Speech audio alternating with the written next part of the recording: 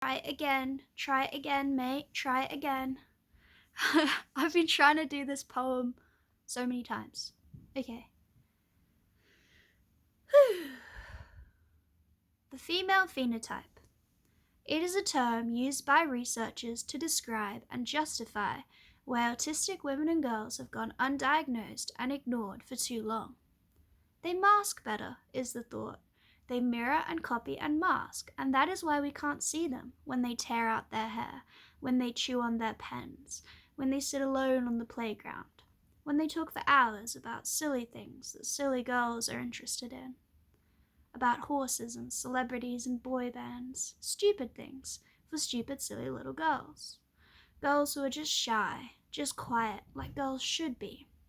When she writes for hours in longhand and reads books beyond her age, she is just creative, intelligent, gifted. When she cries, she is sensitive. When she melts down, she is dramatic. When she pokes at the glaring falsehoods, she is ridiculous. When she sits alone, she is shy. And when she is quiet, she is perfect. There is always an excuse for the female phenotype. Is it a mask when the expectation is for girls to be invisible to begin with? Is it a mask when the pressure exerted on autistic women and girls to fit in and be liked and be perfect is so much greater than for autistic men and boys? Is it a mask or is it a mold that you have stretched over her face, that she has learnt to apply through meticulous trial and error, that she must take years to unlearn and scrape off? It sticks so closely to her face it is a second layer of skin, and she wears it in the growing years when others are learning who they are. 3 cheers if she ever takes it off.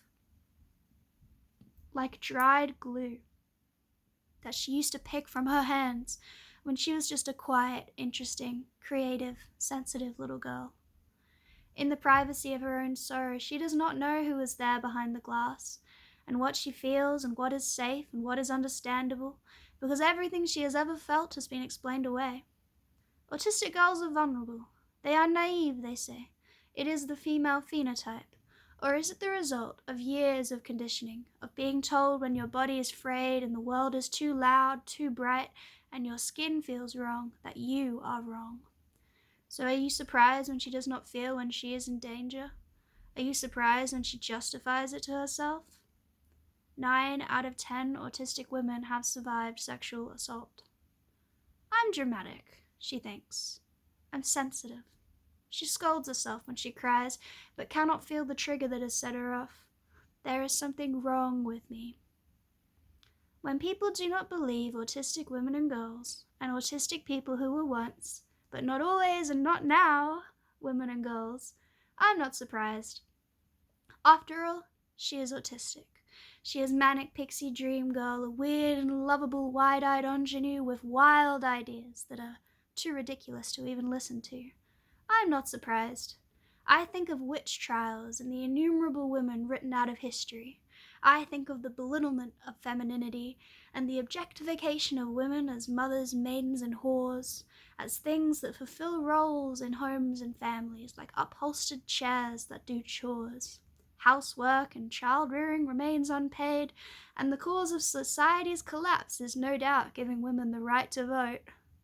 I think of the fake illnesses that are spurned, of chronic fatigue that is 3 times more likely to affect women, of fibromyalgia of which 90% affected are women, and how for millennia and up until as late as the beginning of the 20th century, sleepwalking, epilepsy, depression, post-traumatic stress, infertility, writing, and anything men found mysterious could diagnose you with hysteria.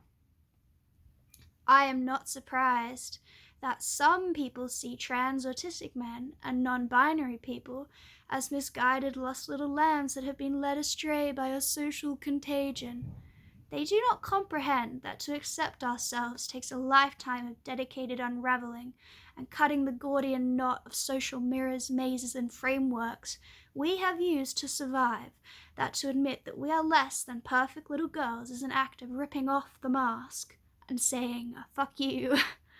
But oh God, my ovaries are taking over my better discernment. Somebody help me by taking away my autonomy. Please make me silent. And this whole poem is hysterical, is it not?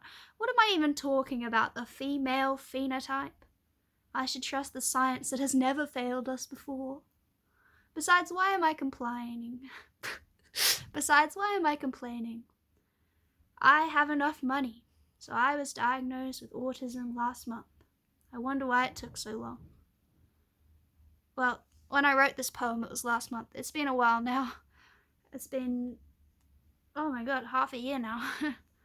But yeah, that's the poem. So I hope that helps someone. And yeah, now I can turn off the light. Like and subscribe.